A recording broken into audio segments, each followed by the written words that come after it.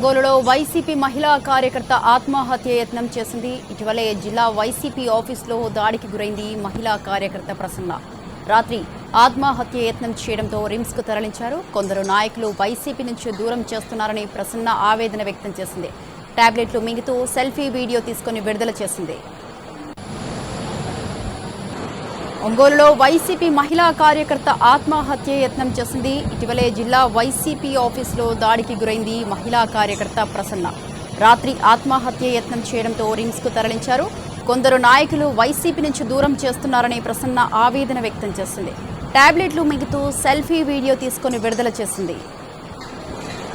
రాత్రి మా అమ్మ మనస్తాపానికి చెంది టాబ్లెట్లు మింగింది. 1:30కి అలా మింగింది. మేము లేచి చూసేసరికి ఆమె కళ్ళు తిరిగి పడిపోయి ఉండేసరికి ఏమైందని చెప్పి ఇంకా గబుక్కున హాస్పిటల్కి తీసుకొచ్చాం. ఇంకా పక్కన చూస్తే టాబ్లెట్లు మింగిందని చెప్పి చేయించాము. రాత్రి అంతా ఇక్కడే ఉన్నాం. ఒక్కళ్ళు కూడా ఫోన్ రెస్పాండ్ ఇవ్వలేదు.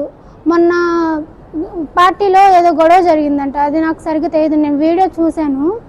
ఒక మగ ఆయన ఆడవాళ్ళని కొట్టడం ఎంతవరకు పద్ధతి అండి? ఆడవాళ్ళు కొట్టుకుంటే ఒకటి న్యాయం, మగవాళ్ళు కొట్టేది ఏందండి?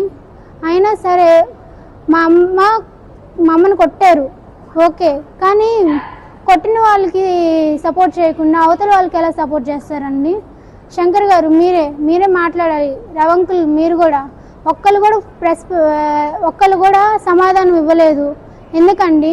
మా అమ్మ పార్టీలో ఎంతకాలం నుంచి పనిచేస్తుంది. మా అమ్మ బిహేవియర్ ఏమైనా చెడుగా ఉందా? మా అమ్మ బాగానే ఉంటుంది కదండి. మీరే అండి, ఎందుకు మా అమ్మని సంవత్సరం నుంచి చూస్తున్నాం. మా అమ్మని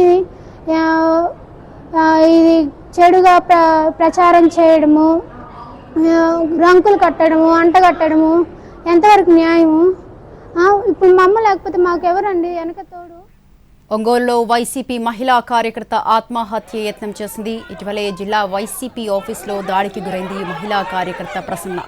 రాత్రి ఆత్మహత్య యత్నం చేయడంతో రిమ్స్కు తరలించారు. కొందరు నాయకులు వైసీపీ నుంచి దూరం చేస్తున్నారని ప్రసన్న ఆవేదన వ్యక్తం చేసింది.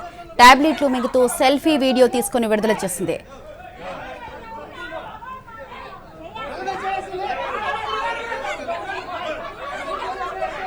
రైట్, దీనికి సంబంధించి పూర్తి అప్డేట్స్ మా ప్రతినిధి సురేష్ ఫోన్ లైన్ లో ఉన్నారు. సురేష్.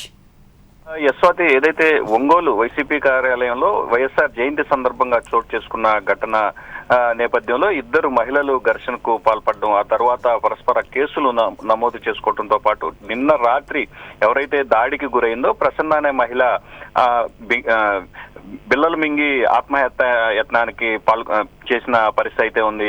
ఏదైతే తనను వైసీపీ నుంచి దూరం చేసే కార్యకలాపాలు చేస్తున్నందున మనస్తాపానికి గురై తాను ఈ విధంగా ఆత్మహత్యకు పాల్పడుతున్నట్టుగా ఒక సెల్ఫీ వీడియోను కూడా తీసుకొని విడుదల చేసిన పరిస్థితి అయితే ఉంది. ఏదైతే జిల్లాకు సంబంధించిన వైసీపీ గ్రూపులతో పాటు ఏదైతే ఒంగోలు నగరానికి సంబంధించిన వైసీపీ గ్రూపుల నుంచి తనను అదేవిధంగా తాను చేసిన పోస్టులను కూడా పూర్తిగా డిలీట్ చేస్తున్నారని, దీంతో తను తీవ్రంగా మనస్తాపానికి గురయ్యాను. ఏదైతే బాధిత మహిళగా ఉన్న నా పట్ల పార్టీ ఏకపక్షంగా వ్యవహరిస్తుందంటూ ఆమె ఆరోపించిన పరిస్థితి అయితే ఉంది. అయితే దీంట్లో ప్రధానంగా ఇన్ఛార్జితో పాటు నగర